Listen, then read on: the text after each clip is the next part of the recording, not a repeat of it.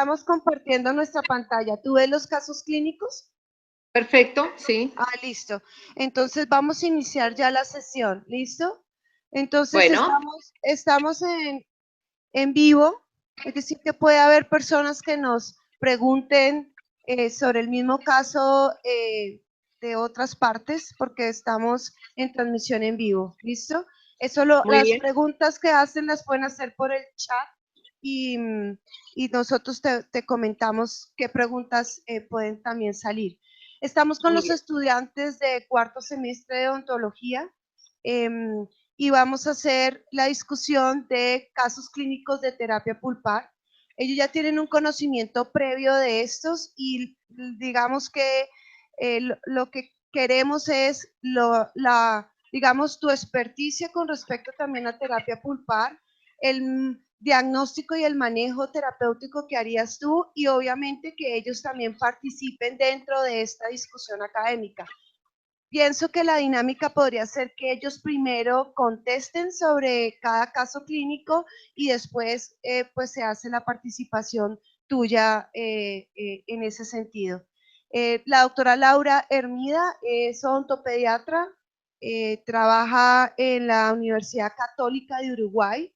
Ella ahorita ya es la directora de la parte de metodología e investigación de la Facultad de Odontología, pero igualmente uno de los campos en los cuales también ha estado trabajando ha sido terapia pulpar. Por esa razón, pues consideramos que es bastante importante esta discusión académica que vamos a hacer con ella.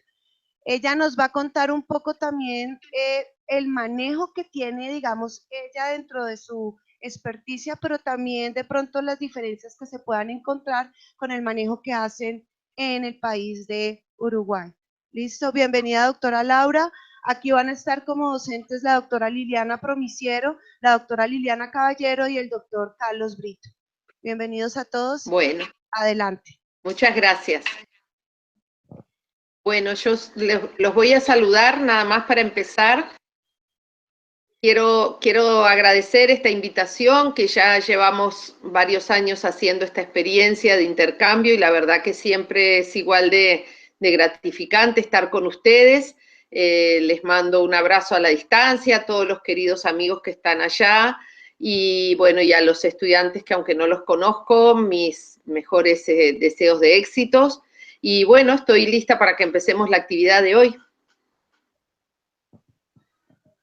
Buenos días, doctora, ¿cómo está? Es un placer para mí saludarla. Vamos a comenzar, entonces voy a dictar el primer caso clínico, que tenemos paciente de 4 años de edad que asiste a consulta odontológica acompañada por su madre, quien refiere que el niño ha presentado dolor al momento de las comidas en una muelita. Entonces, al examen clínico presenta un IGDA 6 en el 84 y un IGDA 5 en el 85. Al examen radiográfico presenta en el 84 zona radiolúcida coronal que compromete cuerno pulpar, distal compatible con lesión de caries y zona radiolúcida interradicular compatible con lesión de Furca. En el 85 presenta zona radiolúcida que involucra tercio interno de la dentina con cercanía a cuerno pulpar mesial compatible con lesión de caries. Entonces, las preguntas que nosotros le hacemos a los estudiantes es: enumere los signos y síntomas del paciente, diagnóstico y plan de tratamiento. Entonces, vamos a ver, para intervenir, enumere los signos y síntomas.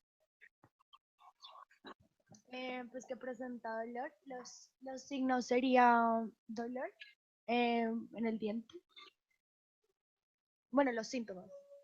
Uno de los síntomas. No sé. Los signos estaríamos hablando. Presenta dolor, molestia a la masticación y los signos sería que presenta IGDA 6 en el 84 e IGDA 5 en el 85.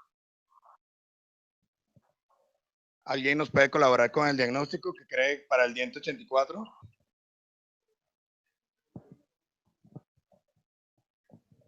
Periodontitis apical sintomática.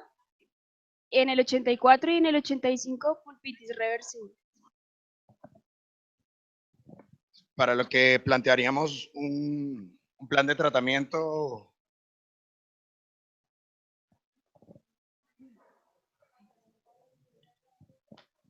Doctora, si nos puede colaborar entonces en este caso, ya los jóvenes han intervenido un poco.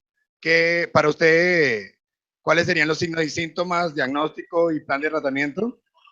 Sí, en realidad me gustaría escuchar un poquito la justificación, porque por ahí dijeron dolor a la masticación, ¿verdad? O sea, ser un poquito, que alguien fuera un poquito más específico en cuanto a ese dolor. ¿De qué nos habla ese dolor? Al ser a la masticación. ¿Es un dolor de tipo reversible, irreversible, espontáneo, provocado?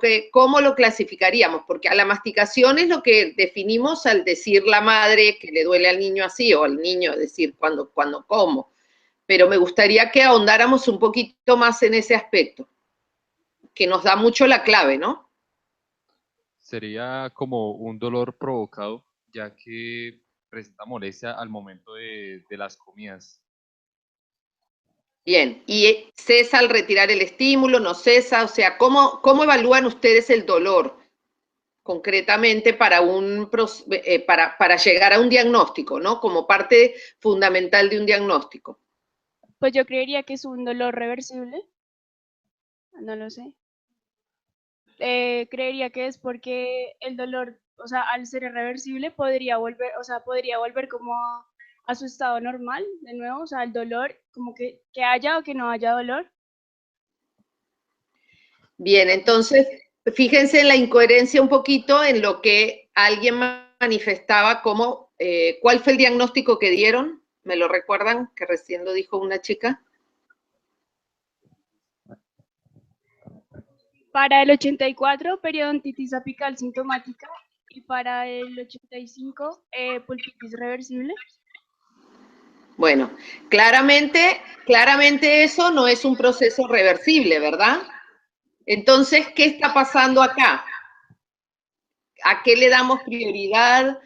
Me parece que es un elemento bien interesante a tener en cuenta. Por un lado, estamos tomando unos elementos de la clínica como diagnóstico de algo reversible porque cesa al retirar el estímulo, y por otro lado me están hablando de una periodontitis que ya nos habla de otro proceso diferente, ¿verdad? De una pulpa ya en estado degenerativo incluso, ¿verdad?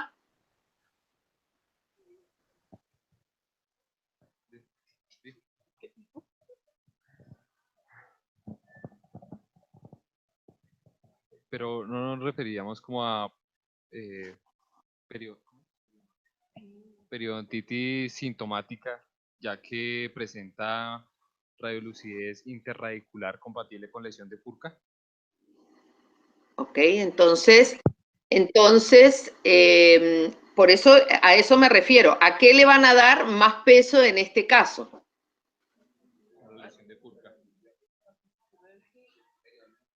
A la periodontitis apical sintomática.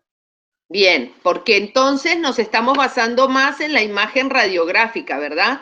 O sea que, ¿por qué les digo esto? Porque muchas veces la clínica nos puede confundir si nosotros nos vamos tan a lo estricto de lo que sería el relato de un dolor que cede al retirar el estímulo, nos podríamos estar queriendo ir por un proceso reversible, ¿verdad?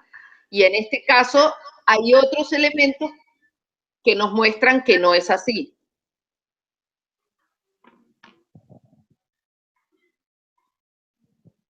Listo, entonces, doctora, para usted, en este caso, ¿cómo resolvería el diagnóstico y el plan de tratamiento de acuerdo a estos signos y síntomas que hemos discutido? Bueno, el diagnóstico yo coincido con el que dieron. El plan de tratamiento me gustaría escucharlos primero a ver cuál es, porque nadie planteó todavía el plan de tratamiento. Para el diente 84, que tiene periodontitis apical sintomática, tomamos la decisión de hacerle una exodoncia. Y el diente 85, que tiene pulpitis reversible, una pulpotomía. Bien. Bueno, yo para el 84, a ver, acá tomaría varias consideraciones. En realidad, mi visión para ese 84 no sería ser tan drástica, sino que le haría una endodoncia. y voy a fundamentar por qué haría esto y en qué condiciones también, ¿no?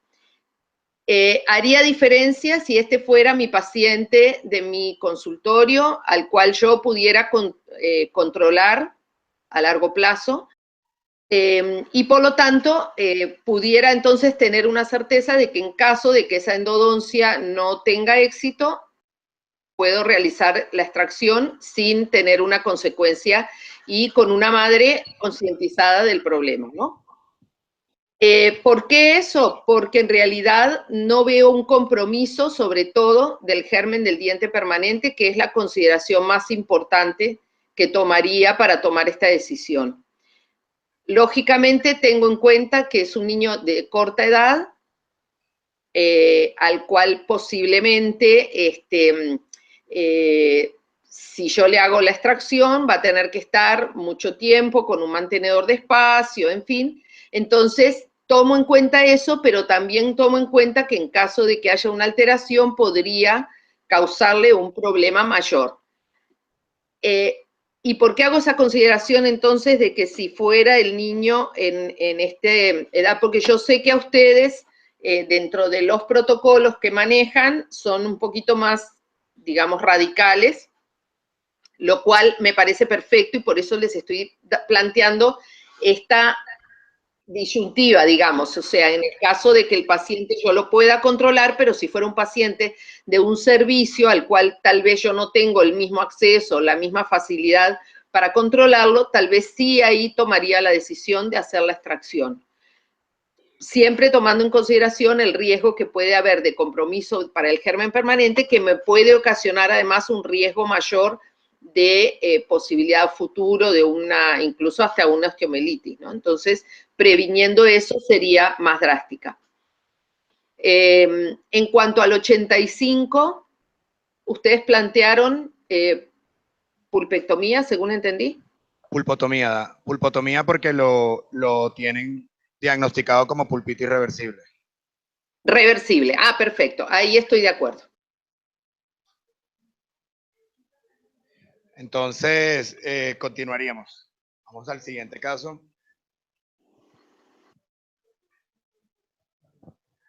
En nuestro siguiente caso, también presentamos imágenes de radiografía y de la clínica. Tenemos un paciente de 5 años de edad que asiste a urgencias odontológicas acompañado de su madre, quien refiere que el niño presenta una bolita blanca en una muelita de abajo y le duele mucho.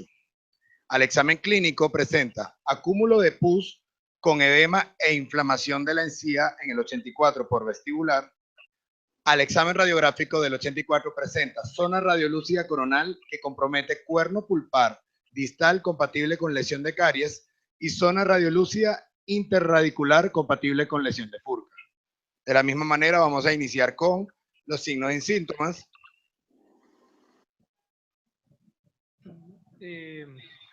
Bueno, los síntomas, dice que el niño presenta una bolita blanca en una muelita abajo y le duele mucho. Y los signos, tenemos un edema e inflamación de la encía en el diente 84 por vestibular y en el examen radiográfico una zona radiolúcida coronal que compromete cuerno pulpar distal compatible con lesión de caries y zona radiolúcida interradicular compatible con lesión de Furca. Ahí me gustaría hacer una precisión, sí. Me gustaría hacer una precisión. Cuando el joven dice, los signos son, perdón, dijo, los síntomas son que tiene una bolita blanca y le duele mucho. Bueno, el síntoma es que le duele. La bolita blanca sería el signo, ¿verdad? Que en realidad que es el absceso. Bueno, luego él lo describió, pero posteriormente habló de, se me fue ahora, de la imagen de la radiografía. Como, el edema lo presentó como un signo también. Exactamente, exactamente. Sí. No, el edema como un signo está bien, sí. Pero hubo ahí un enredo entre signos y síntomas. Sí, es que inicialmente comienza hablando de síntomas y habla de la bolita. Entonces, eso sería un signo clínico. Y exacto. El síntoma sí sería el dolor y exacto. Que presenta al momento de la consulta. Exactamente. Eso quería precisar. Muy bien. Seguimos entonces con el diagnóstico. El diagnóstico sería absceso periapical. Agudo. Sí. ¿Y qué se plantea como tratamiento?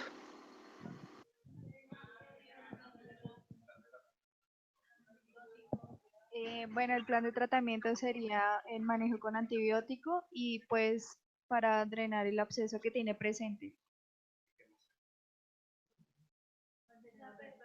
Ay, bueno, y se le pondría un mantenedor de espacio pues para conservarlo del germen del permanente. O sea, Bueno. haría una exodoncia. Bien. ¿Y cómo sería el manejo, digamos, inmediato? O sea, ¿cómo manejarías los tiempos de este procedimiento? ¿En qué momento haces la exodoncia? ¿Cuándo haces el drenaje? ¿Cómo lo manejarías? Primero haríamos el drenaje del absceso, luego haríamos la antibiótico terapia, porque utilizaríamos el antibiótico. El drenaje lo haríamos con por cámara. Ajá. Formularíamos antibiótico pues para la infección, para disminuir la carga bacteriana, el foco de infección, y luego haríamos la exodoncia del diente. Bien. Bueno, entonces, a ver, en términos generales yo concuerdo con la mayoría de las cosas que dijeron. Acá sí tomo una consideración diferente porque si ustedes ven en la imagen radiográfica hay ya una pérdida de continuidad del saco pericoronario, nos habla de una lesión de más evolución crónica, pero ya con un posible compromiso del germen. Ya hay una infección evidente instalada ahí de larga data, entonces coincido que el tratamiento sí tiene que ser la exodoncia. Yo tomaría una consideración un poquito más cautelosa en cuanto al antibiótico, le haría el drenaje por cámara y vería la evolución, y si al momento de la exodoncia esto se dio, simplemente haría la extracción y lo tomaría como algo localizado, para evitar tener que dar el antibiótico. Doctora, tenemos una pregunta.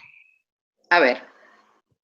Es que tú estás diciendo que sería un absceso apical crónico, pero pues considero que sería agudo, bueno, que no sería crónico, ya que el absceso primero que todo no está drenando y pues no hay fístula. Entonces, pues quería saber por qué lo diagnosticaste como crónico y no como agudo, además de que presenta dolor.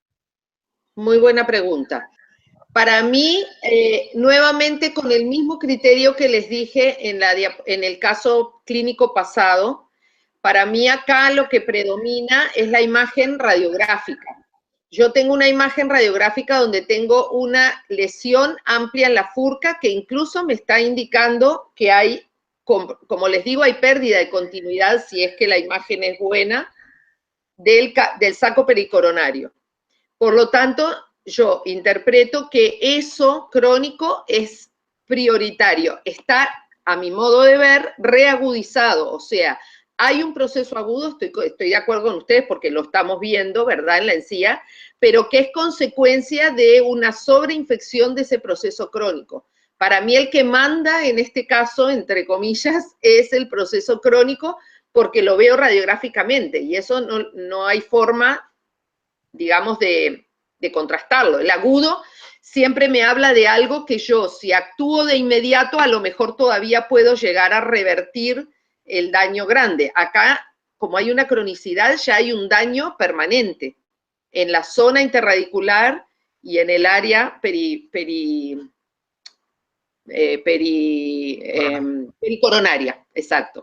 Entonces, volviendo al caso, para mí el absceso que estamos viendo es una reagudización del proceso, y por eso es que digo que en el caso de que ese absceso concretamente drenara por cámara, que es lo que uno normalmente encuentra, simplemente con eso, como el otro proceso es crónico, yo ya procedería a hacer la extracción sin indicar el antibiótico. No sé si los enredé o si quieren lo vuelvo a explicar de otra manera, no sé. Si desea, doctora, lo vuelve a enumerar en paso, ¿qué es lo que haría usted desde que lo diagnostica como un proceso crónico reagudizado para que se pueda entender de esta manera? Perfecto, perfecto. Entonces yo, en el momento que lo diagnostico, hago la apertura y busco que haya una buena permeabilidad de esos conductos para que drene por cámara. A las 24 o 48 horas máximo, vuelvo a ver al paciente y ahí tomo la decisión. Si ya esto se dio, no le doy ni antibiótico ni nada, hago la extracción.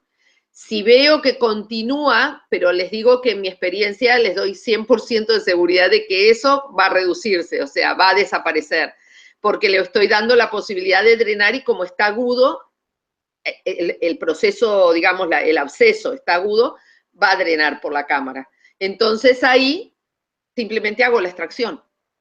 En caso de que viera que no se dio, ahí sí, indicaría antibiótico y haría la extracción con cobertura antibiótica. Correcto. No sé si... ¿Sí? ¿Se comprendió?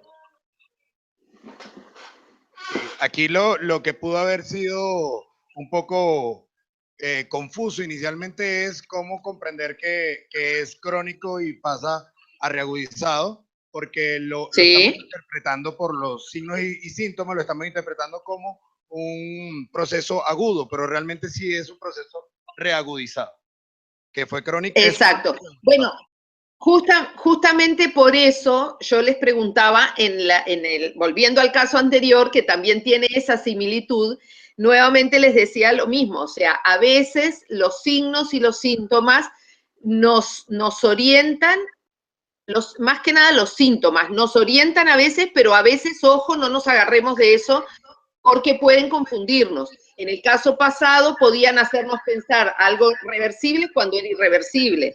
Y en este caso nos pueden hacer pensar en algo agudo cuando en realidad es crónico. O sea, es aguda la reagudización del proceso, pero la radiografía no deja lugar a duda.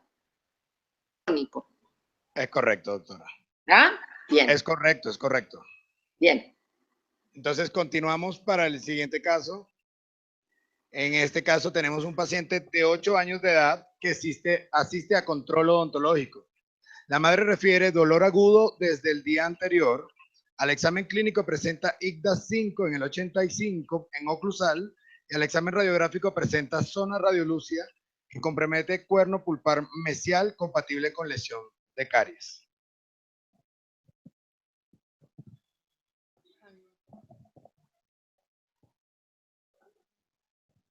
Los síntomas serían IGDA-5 en el 85.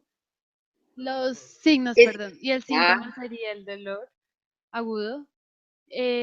Otros...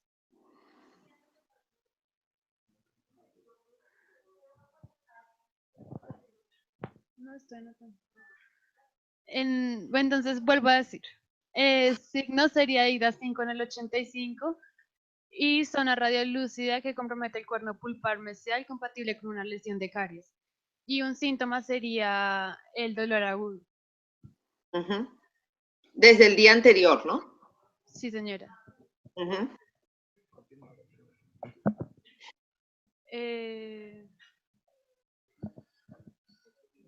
Bueno, como diagnóstico diría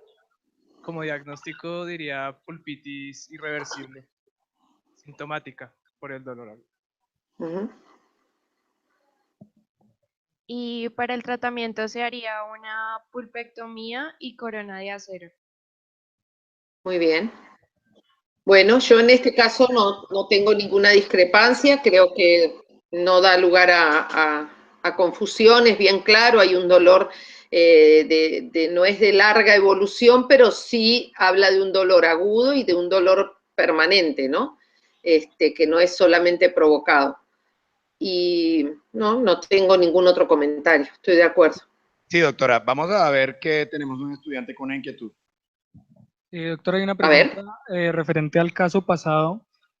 Con el solo drenaje por cámara del absceso, ¿eso alcanza a reducir la carga bacteriana lo suficiente para que no interfieran y haga un cambio de pH que interfiera pues con la anestesia que se pueda llegar a aplicar? Sí, porque en realidad la anestesia tú la vas a dar distal a la zona, o sea, la vas a dar hacia el dentario, ¿no? ¿Puede repetir, doctora, por favor? Claro, ¿tú decís el sitio de anestesia o cuando pasa por allí? Sí, él dice que por el pH que ha cambiado, si va a mantenerse, o sea, si va a mejorar el efecto una vez que hayamos drenado 24 horas antes, ¿no? ¿A lo que te refieres?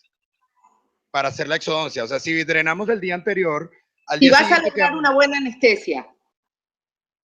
Sí, al día siguiente vamos a hacer una anestesia y en ese sitio él quiere saber si ha reducido a suficiente carga bacteriana como para que haya cambiado el pH y pueda ser efectivo en la anestesia.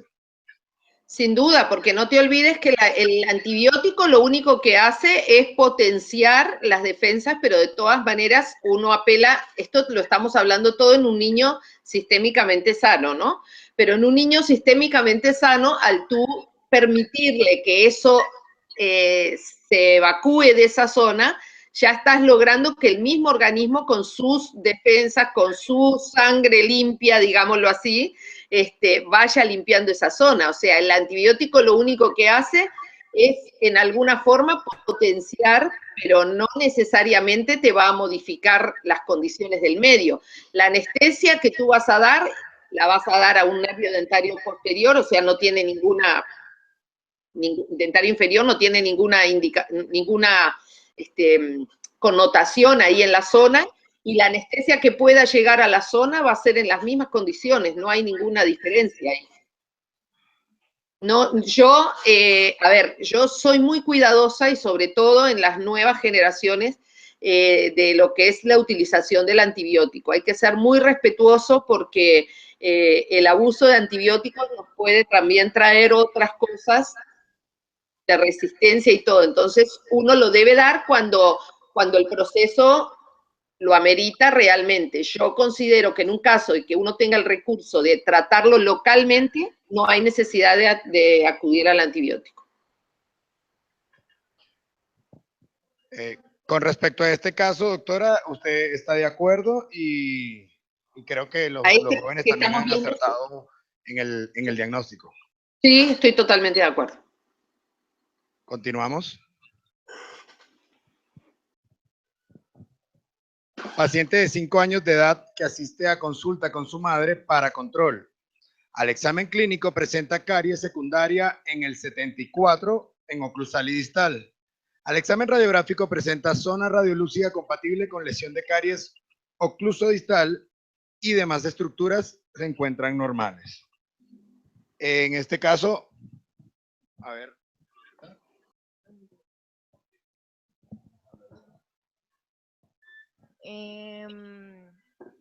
Bueno, como signos, presenta caries secundaria en el 74 ocluso distal y al examen radiográfico presenta zona radiolúcida compatible con lesión de caries ocluso distal. Y síntomas no hay. ¿Qué? No presenta y no hay asintomático.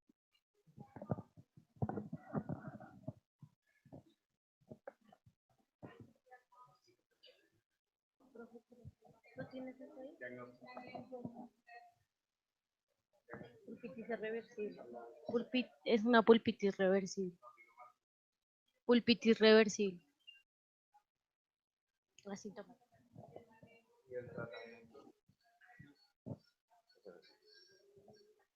Okay.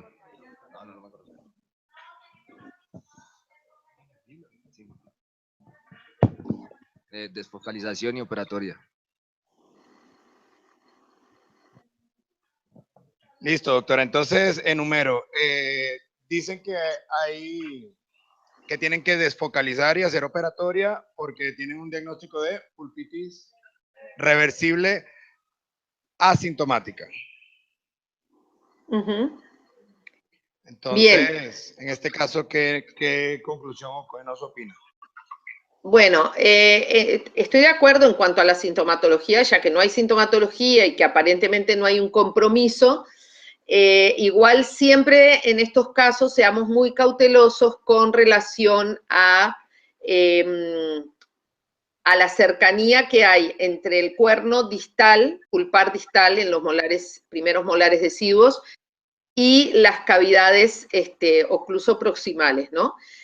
Yo casi que me jugaría entera que si tratara este caso terminaría en una pulpotomía. Lo tengo clarísimo por el grado de, digamos, la sombra que se alcanza a ver clínicamente, por la forma en que está el cuerno pulpar en relación a la cavidad, porque normalmente una cosa es lo que uno ve en la radiografía y otra cosa es lo que hay en la clínica, que es más severo que en la radiografía.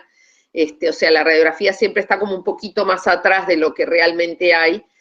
Entonces, frente a la duda en la cercanía del cuerno pulpar, en estos casos es conveniente hacer la pulpotomía porque si no, al poco tiempo estos dientes terminan mostrando una necrosis. O sea, si uno no sé si me explico, o sea, a no ser que tengamos la absoluta certeza de que estamos muy lejos, pero casi que por tamaño siempre terminan involucrados esos cuernos pulpares.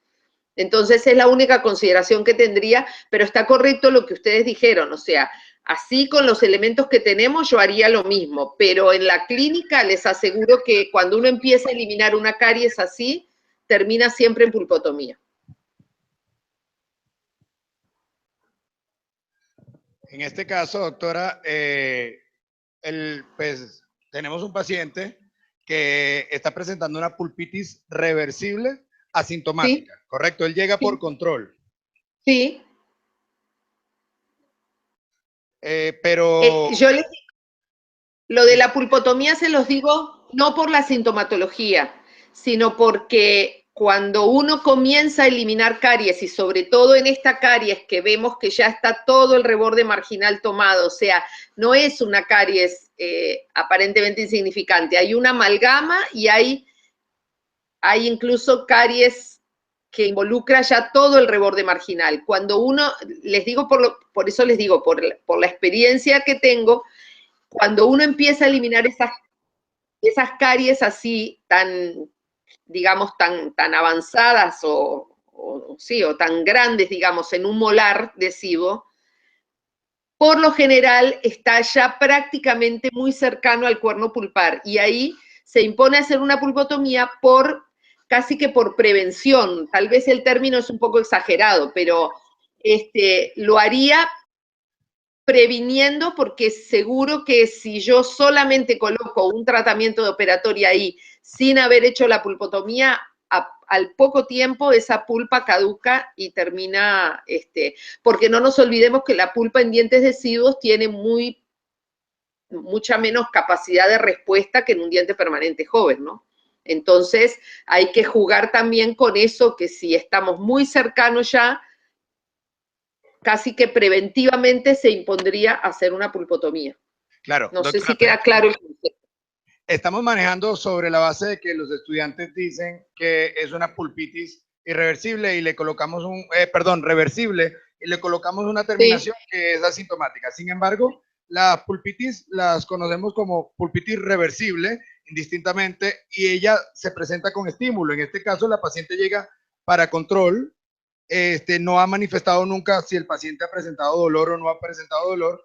O sea que en mi percepción, me parece que sería un poco drástico hacerle una pulpotomía a un paciente que llega sin sintomatología, sin historia de dolor y llega simplemente por control. Nos estábamos basando en el diagnóstico que nos dieron los estudiantes, sin embargo, el paciente no ha presentado historia de dolor, lo cual nos daría, es un diente que no ha presentado nunca un ataque, una pulpa, que no ha presentado anteriormente un ataque hacia ella, a pesar de que podamos ver por la radiografía que pueda estar siendo afectada esa dentina y sabemos que por el complejo pulpodentinal pues pueda estar también afectada ella misma. ¿Qué nos daría a nosotros usted como respuesta, tomando en cuenta que no ha presentado historia de dolor? Bueno, nuevamente yo traigo a colación el tema del dolor. El dolor en el niño, ojo, que es una cosa que nos puede confundir muchísimo. Muchísimas veces uno ve procesos que no tienen ninguna relación, lo que nos están relatando de dolor, con lo que manifiestan y viceversa. O sea, a veces aparecen lesiones que uno dice, pero ¿cómo no le dolió nunca? ¿Cómo no dijo? Y bueno, porque el niño tiene una percepción diferente del dolor, porque el dolor tiene mucho de subjetivo también. Y el dolor de alguna manera también es aprendido. O sea, obviamente hay dolores que son totalmente objetivos y no dan lugar a duda. Pero uno no sabe si en algún momento este niño tuvo alguna molestia por esa muela y simplemente quedó por ahí porque fue de manera irreversible, o sea, de manera pasajera, digamos. O sea, a mí me parece que es muy peligroso en el niño basar los diagnósticos en el dolor. Si bien son algo que nos puede orientar, es algo que no puede ser el mandatorio para tomar una decisión. Por eso les hago énfasis en lo que les estaba diciendo. Para mí, la decisión la tomaría en la clínica. Yo estoy viendo una caries grande, profunda y amplia. ¿Ah? Cuando uno empieza a eliminar eso, que tiene toda esa sombra y todo, cuando empezás a eliminar eso en la clínica, vas a estar con una profundidad tal que vas a estar muy cercano al cuerno pulpar. A eso me refiero. Lo estoy diciendo desde lo que digo de, primero, no me preocuparía que ese paciente nunca haya tenido dolor, creo que sí lo debe haber tenido y a lo mejor pasó desapercibido, porque si pensara que no, con esa profundidad, tengo que más bien pensar en que está necrótico. ¿Me explico? Sí, es correcto, doctora. De hecho, en la primera discusión que tuvimos con estos casos clínicos, asumimos también una situación similar en la que hacíamos hipotéticamente que el paciente pudo haber manifestado en alguna oportunidad, sin embargo, lo puede pasar por alto por no ser tan exacerbado o tan intenso, y eso tiende a confundirse, es correcto. Sí, exacto. O sea que vuelvo a decir lo mismo, no quiero decir que yo de arranque voy a preparar al paciente para una pulpotomía. Lo único que estoy dejando es la puerta abierta, en cuenta que según la magnitud de lo que eliminen y todo, no porque de entrada pensaron en que no tiene dolor, quedarse con eso y decir no, sino que mirar con mucha precaución esa profundidad y esa posible relación de ese cuerno distal que muchas veces trae dolores de cabeza en los inferiores y en los superiores. En los superiores es impresionante la cantidad de veces que el cuerno mesial más en los superiores, bueno, y el distal también, los dos. Son muy prominentes los cuernos pulpares en los primeros molares y los dientes temporales tienen muy poco espesor de tejido dentario. Entonces la caries progresa rápidamente y por más que nosotros no lo estemos viendo, en la histología sí hay una relación que hace que esos dientes a futuro, en un poco tiempo, claudique esa pulpa y tengamos un problema en un diente que acabamos de hacerle operatoria. Oye, qué pena, una pregunta. Es que tú dices que al momento de hacer la operatoria del diente podríamos acercarnos más al cuerno pulpar y pues afectar la pulpa, ¿no? Pero si retiráramos la caries con una cucharilla, pues o sea, de esa manera no estaríamos quitando más tejido sano y pues de pronto no alcanzaríamos a comprometer el cuerno pulpar que está cerca. Lo que tú estás planteando es hacer un recubrimiento pulpar indirecto. ¿Es verdad? Sí, señora. ¿Sí? Bien, es una posibilidad, claro que sí. Por eso digo que en definitiva El criterio lo tenemos que tener en la clínica. Yo me baso solamente en lo que estoy viendo en la foto y veo una caries amplia y profunda. Y en general, en esas caries así, hay más de lo que nosotros estamos viendo. Porque, repito, la radiografía normalmente nos muestra mucho menos de lo que de verdad está, ¿no? Pero claro que es una posibilidad hacer un recubrimiento pulpar indirecto, siempre asegurando que vayamos a tener muy buen sellado con la restauración que coloquemos, ¿no? Que es el otro tema en este caso, ¿no? Porque es amplia. Bueno, muy bien, muchísimas gracias, doctora. Vamos a seguir con el siguiente caso. Tenemos una fotografía clínica que nos manifiesta lo siguiente. Paciente de 5 años de edad que al examen intraoral se observa IGDA 6 en el 65 con presencia de hiperplasia de tejido en cámara pulpar. El paciente refiere no tener molestia alguna, asintomático. Al examen radiográfico se observa lesión radiolúcida en cámara pulpar compatible con caries. Entonces, tenemos lo siguiente. Vamos a enumerar nuevamente los signos y síntomas del paciente. Bien, entonces tendríamos como signo el IGDA 6 en el 65 y la hiperplasia en la cámara pulpar, que es el pólipo que vemos clínicamente. Al examen radiográfico se observa lesión radiolúcida en la cámara pulpar compatible con caries. Como tratamiento, sintomatología no refiere, está asintomático, sí. Y como sería una pulpitis irreversible asintomática. Y tratamiento sería exodoncia con mantenedor de espacio. Bueno, doctora, ya describieron los signos y síntomas de este paciente, donde hablaban de una hiperplasia, conocida también como pólipo, ¿sí? No tiene dolor, ¿sí? No está asintomático. Diagnóstico nos dicen pulpitis irreversible asintomática y plan de tratamiento exodoncia y mantenedor de espacio. Bueno, varias cosas quiero decir acá. Bueno, la primera, ustedes me hablaban de una imagen radiográfica, pero yo no la veo. ¿Dónde está? No, en este caso no tenemos la imagen radiográfica para presentarla durante la conferencia. Ok. Bueno, la primera cosa es que sí, coincido con el diagnóstico, coincido con todo lo que han mencionado. Me gustaría hacer solamente 2 precisiones. Una, cómo saben que este pólipo es de origen pulpar y no que sea una invaginación del tejido periodontal de la encía, ¿no? Como a veces ocurre cuando hay una caries así muy profunda, cuando hay una caries, digamos, que involucra, que está perdida la continuidad a nivel del cuello del diente. Me gustaría que alguien me dijera si toman esa consideración o no.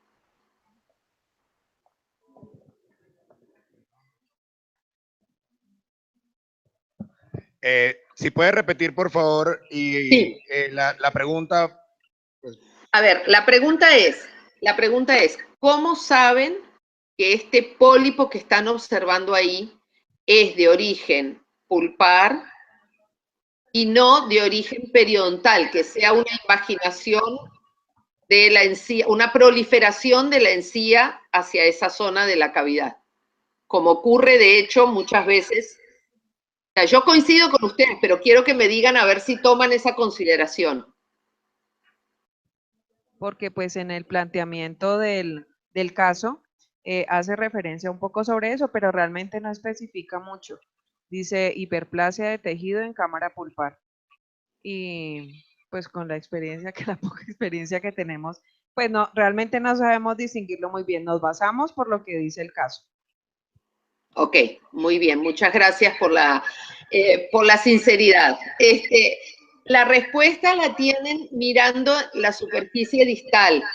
Si ustedes ven, no hay una continuidad entre lo que se ve en la cavidad oclusal y lo que se ve en la encía. Se alcanzan a dar cuenta que hay como un corte, digamos, como que es de otras características la encía que la parte que está dentro de la cavidad. Si pudiera señalarle, se lo señalaba, pero es como una línea que se alcanza a observar en la superficie distal. Ahí, no, en distal, bien en distal. Ahí, exactamente, eso, gracias. Ahí está, ¿sí? ¿La ven? Sí, logramos observar eso que nos indica... Continúe. Sí. No, porque eso nos indica, porque en estos casos a veces puede ocurrir que en realidad haya una cavidad oclusal grande o una cavidad cualquiera grande, ocluso distal, y la encía prolifere hacia esa zona, ¿me explico? Y puede darnos una imagen que nos puede parecer que sea un pólipo pulpar, y realmente no es de origen pulpar, es de origen gingival, ¿sí? Pero en este caso yo coincido con que es de origen pulpar, por eso que les acabo de decir. Porque ahí está como el corte ese que se nota que es de otro origen el tejido. Entonces, el tratamiento coincido en que es ese que ustedes plantean, extracción, y me gustaría que, como dicen mantenedor de espacio, me dijeran qué tipo de mantenedor pondrían en ese caso.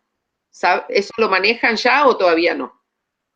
No, en este caso nos gustaría que nos diera una opción de tratamiento del mantenedor, ya que no tenemos el diente primer molar permanente, erupcionado. Exactamente, exactamente.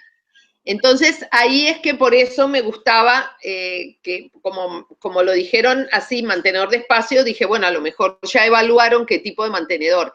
Y ahí es todo un tema poner un mantenedor de espacio en un molar, segundo molar, cuando no está erupcionado el permanente y sobre todo en el maxilar superior. Yo no veo otra opción que no fuera una placa removible, porque no hay opción de algo fijo ahí con distal. Y en este caso, si yo solo perdiera ese diente, les digo, no pondría ningún mantenedor de espacio. Porque...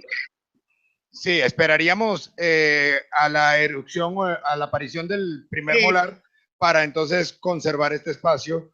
Conservar o reganarlo si es el caso, o sea, redirigir el diente para la posición que debía tener si es que erupciona más mesial, ¿no? Que es una posibilidad.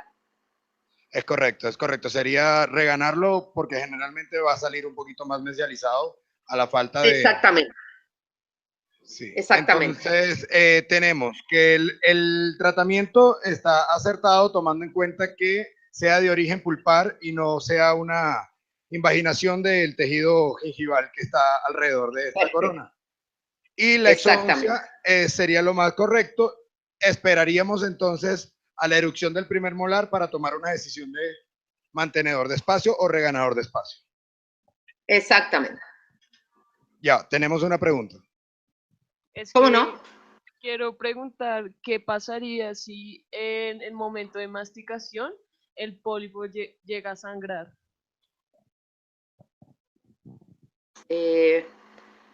A ver, no te entiendo a qué te referís, porque en el momento, o sea, si no recibe tratamiento, ¿cómo sería? Sí, seguramente asumimos que la pregunta va dirigida a que el paciente llegó hacia clínica, pero en este día no se hizo tratamiento. Entonces, en el transcurso llega a sangrar. O sea, el paciente se va a su casa, mastica y este pólipo, pues una palabra coloquial, reventara, pues supongamos, ¿no? Sí, sí, sí.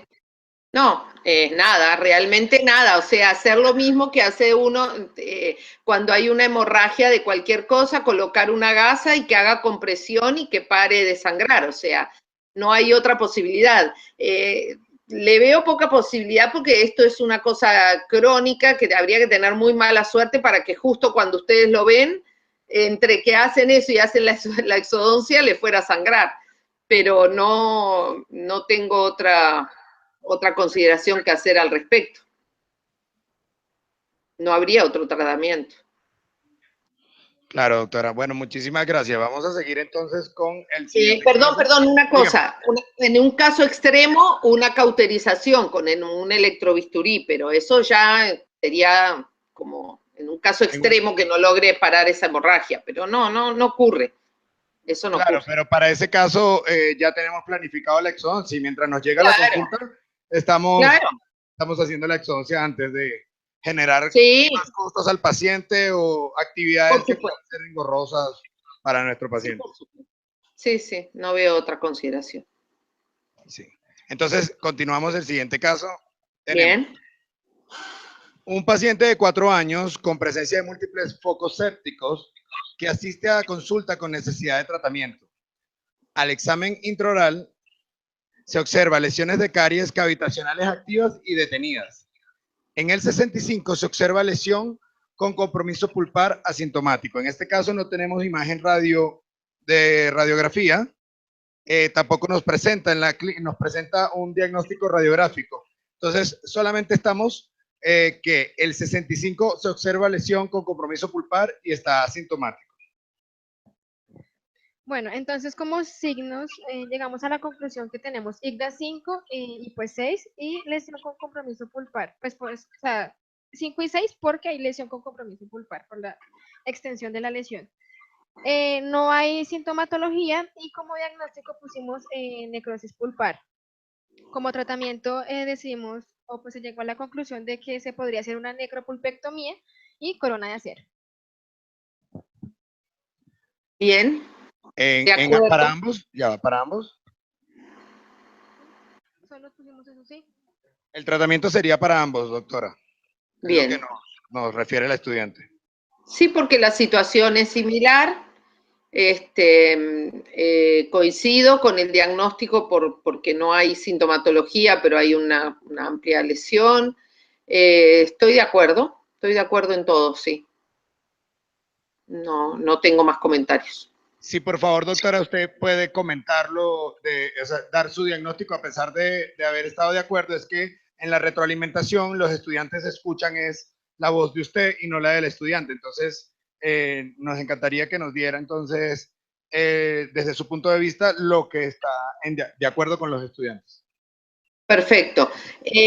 Yo coincido con lo manifestado, que hay una necrosis debido a la sintomatología, que en realidad no hay presencia de dolor y que además hay un foco, una lesión cavitacional activa bien amplia y con compromiso pulpar además. Entonces, al haber compromiso pulpar y no haber sintomatología, bueno, nos habla de una necrosis. Y por lo tanto, la necropulpectomía me parece razonable con una restauración con corona de acero. Okay. Un estudiante nos pregunta que ¿por qué no lo consideramos como una pulpitis irreversible? Discusión que también se tuvo inicialmente cuando revisamos los casos entre ellos mismos. Entonces nos gustaría que usted aclarara cómo diferenciaría en este caso el diagnóstico diferencial para necrosis pulpar y pulpitis irreversible, tomando en cuenta que no tenemos una radiografía. Bien. Para mí acá en el juicio tomo en cuenta que hay una exposición pulpar sin sintomatología. Si hubiera pulpitis irreversible tendría que haber sintomatología. La característica de la pulpitis irreversible es que hay síntoma de dolor que no cede al retirar el estímulo. Acá ni siquiera hay dolor y hay una pulpa expuesta.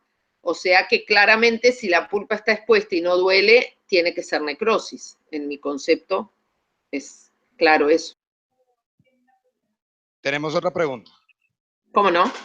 Ya, que me queda del otro lado del salón.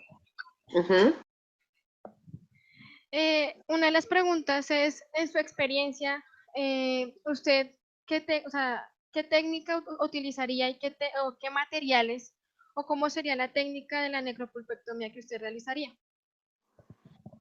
Yo realizo necropulpectomía convencional con aislamiento, por supuesto, del campo operatorio, con instrumentación máximo hasta una lima 30, me estoy refiriendo a molares, ¿no?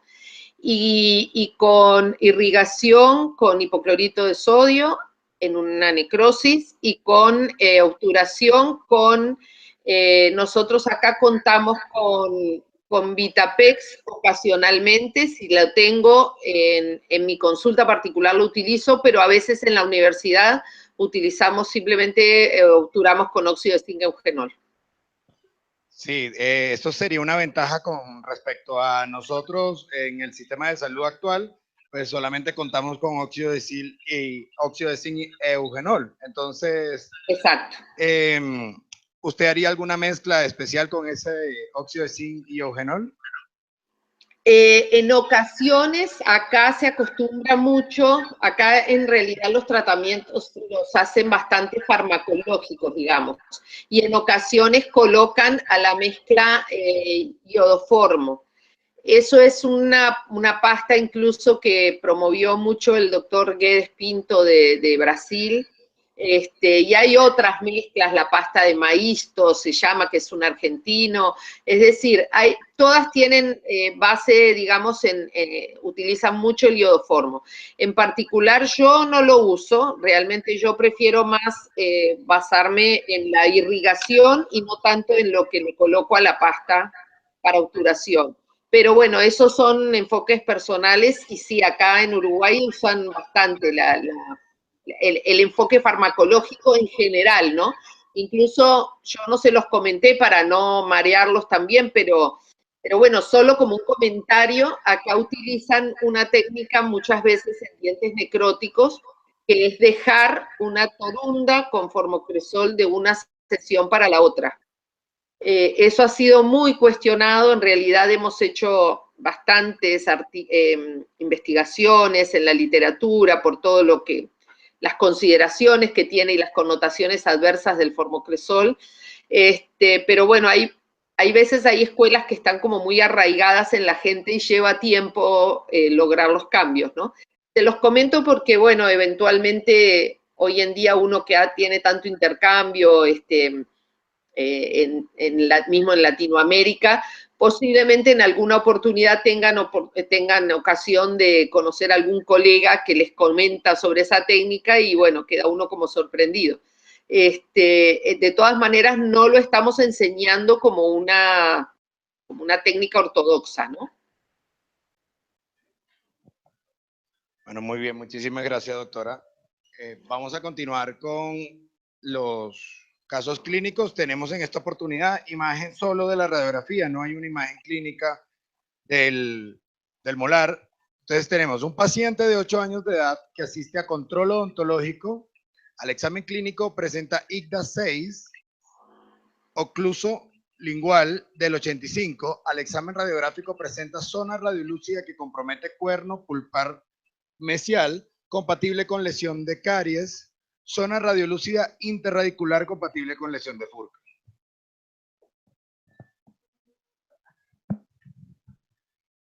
Como signo, tenemos que presenta un IGDA 6 ocluso lingual del 85 y presenta una zona radiolúcida que compromete el cuerno pulpar mesial compatible con una lesión de caries. Y como síntoma, no presenta. Ahí también tiene una lesión de Furca. Como diagnóstico. Pulpitis irreversible. Porque tiene lesión de Furca. Periodontitis crónica. Periodontitis apical crónica. ¿Y el plan de tratamiento? Exodoncia y mantenedor de espacio. Doctora, Bien. entonces, nos hace un resumen y nos da su criterio, por favor. Estoy de acuerdo, coincido con que debido a que no tenemos imagen clínica, nos basamos en la radiografía que tiene una lesión de Furca y un compromiso y hay una clara comunicación de la cámara y no hay sintomatología, todo eso nos conduce a pensar en que hay una necrosis, pero más allá de eso, además con imagen radiográfica, por lo tanto hay una periodontitis crónica, coincido perfectamente con eso, porque está la lesión de Furca. Incluso, es más, yo acá sí también veo que no hay continuidad en el saco pericoronario y a eso también hago énfasis. Por lo tanto, también coincido con el plan de tratamiento de realizar una exodoncia. Ya, creo que tenemos una pregunta. A ver.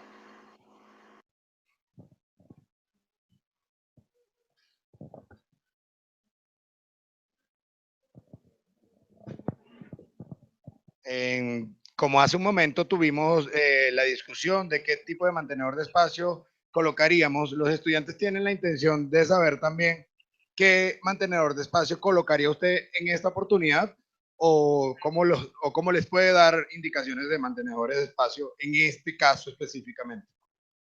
Bueno, acá ya cambiamos mucho porque el caso es muy distinto. Por un lado, tenemos un paciente de 8 años de edad, entonces ya tenemos molares 6 erupcionados, ¿verdad? Los primeros molares permanentes. Hay que reemplazar un 5.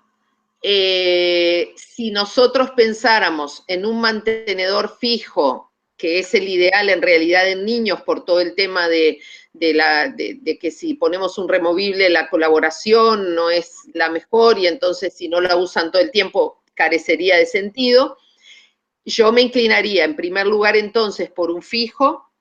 En segundo lugar pensaría que ese fijo no fuera unilateral porque la secuencia de erupción en el maxilar inferior haría que si yo reemplazo por un unilateral, me apoyo sobre el 4, cuando el 4 esfolie y el 5 todavía no tenga que venir, perdería sentido tener el mantenedor, necesitándolo.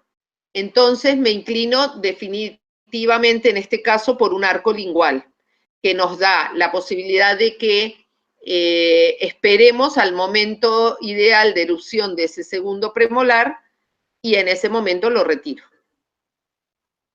Muy bien, doctora, muchísimas gracias.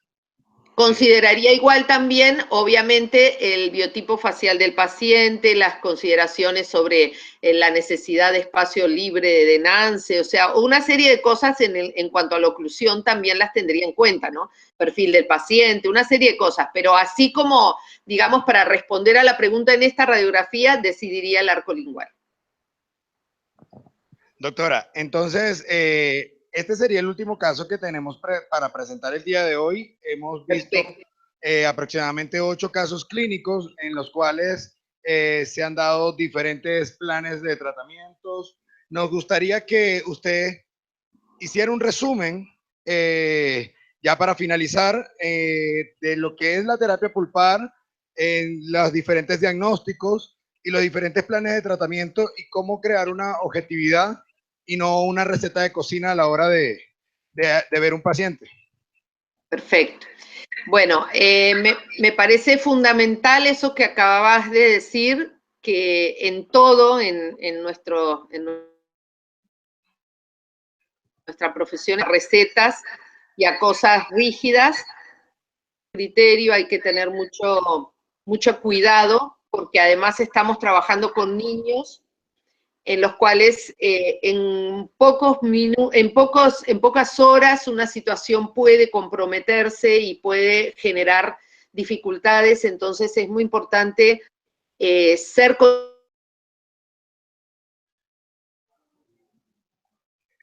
Doctora, por favor, si puede repetir que... de controlarlas en el tiempo, ojalá, si estamos en un servicio de salud, a lo mejor a veces no es tan fácil, pero por eso mismo hay que tomar generalmente un criterio de ser un poquito más radical que en otras especialidades, porque con el niño cualquier cosa que se complique en pocas horas puede llegar a ser más compleja, ¿no? En una infección, en pocas horas puede llegar a terminar en una meningitis, en una trombosis de seno cavernoso, en fin. No es por dramatizar, pero sí tener en cuenta que tenemos que ser muy cautelosos a la hora de tomar una decisión. Reforzar también lo que les dije en varias oportunidades durante esta presentación, el hecho de que el dolor en el niño es un elemento que hay que manejar con mucha cautela. Y bueno, y que la terapia pulpar en los niños es una herramienta que utilizamos, pero de todas formas muchas veces tiene limitaciones, no tenemos la misma respuesta que en un diente permanente, no podemos pensar que es lo mismo que tratar un diente permanente, que le vamos a meter toda la energía para poder conservarlo, sí con mucho criterio y con mucha cautela, ¿no? Entonces, un poco es eso lo que podemos compartir en el día de hoy. No sé si tienen algún otro comentario, alguna otra pregunta. Pues al parecer los estudiantes quedaron muy satisfechos. Vamos a ver algunas de las impresiones, a ver. ¿Qué comentario le puedes agregar a la doctora? Pues agradecerle a la doctora porque ampliamos un poco los conocimientos para nuestras clases y para nuestro futuro. Entonces, pues obviamente nosotros teníamos unos conceptos básicos, pero gracias a lo que la doctora nos aportó, pues estamos un poco más preparados.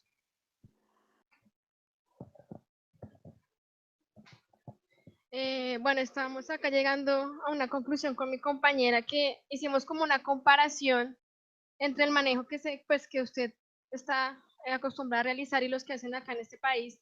Y es que acá nos hemos dado cuenta, nuestra poca experiencia, nuestro poco conocimiento, que el uso de antibiótico acá es como uno de los manejos de primera opción, y usted en uno de los casos nos dice, esperemos a ver cómo progresa la lesión, si drena, en cuanto al absceso, y ahí sí se toma la decisión de usar antibiótico o no. En cambio acá, pues por lo que pudimos ver, el antibiótico era uno de las primeras opciones que se tomaba. Entonces eso me parece, o nos parece muy bueno y muy adecuado, porque pues el uso de antibioterapia en niños es muchísimo más restringido que en adultos. Entonces eso me parece que es algo de resaltar pues en esta sesión. Muy bien lo dice nuestra estudiante.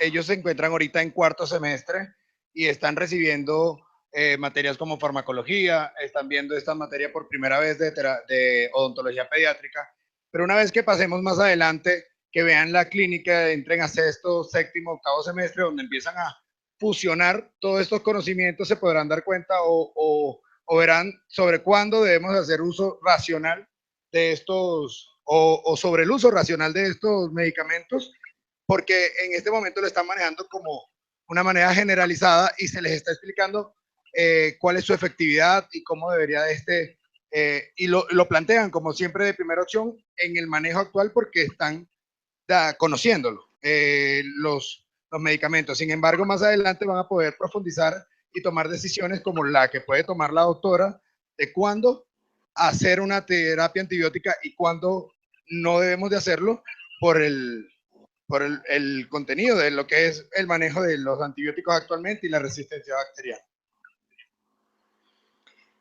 Claro, y en relación a ese tema, Carlos, también creo a lo que decía la estudiante, que hay que hacer sí una clara diferenciación en lo que es en el niño, en lo que es una lesión como esa que vimos en la imagen perfectamente localizada, a lo que sería algo más diseminado que nos habla de otro tipo de compromiso, y ahí sí, sin duda que hay que pensar en el antibiótico porque ya estamos teniendo otro riesgo diferente, ¿no? Pero en estas lesiones así tan localizadas, la clínica siempre muestra que si uno actúa justamente contra ese problema local, tiende a resolverlo el propio organismo y nos evitamos tener que hacer una toma de antibiótico, que en el niño hay que también ser cauteloso, ¿no? Así que, bueno, creo que también es una consideración importante a tener en cuenta. Otra de las consideraciones que creería que tenemos que tener es la del uso de los medicamentos, como ustedes el Vitapex, que lo tienen en disposición y nosotros no tenemos esa opción actualmente en el mercado, lo que hace que nuestros tratamientos en muchas de las veces sea más radical a la toma de decisión de hacer una exodoncia, cuando pudimos haber hecho un tratamiento de conducta, una endodoncia, y hacerle seguimiento a nuestro paciente. Entonces, eso también habría que resaltarlo de esa manera. Bien, muy bien. Muy bien. Perfecto, entonces muchísimas gracias. Un aplauso, por favor, para la doctora. Gracias por habernos acompañado nuevamente, doctora Laura, y por estar siempre abierta a esta parte de la educación. Hasta luego, doctora. Gracias. Con mucho gusto. Un abrazo.